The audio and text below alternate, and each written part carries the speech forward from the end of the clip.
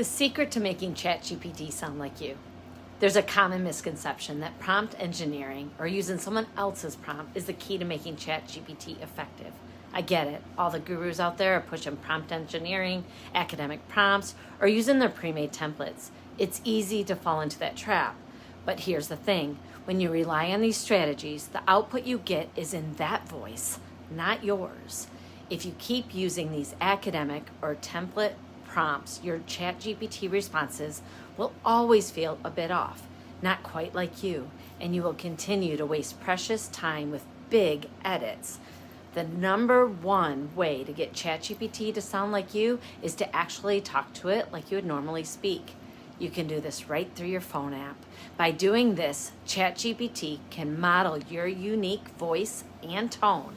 This is just one of 10 strategies I have to get ChatGPT to sound like you. It's the most important one, but there are 9 more that can make it easier. So if you'd like to learn the rest, join my free community. You can find the link in my profile. I'd love to welcome you in today.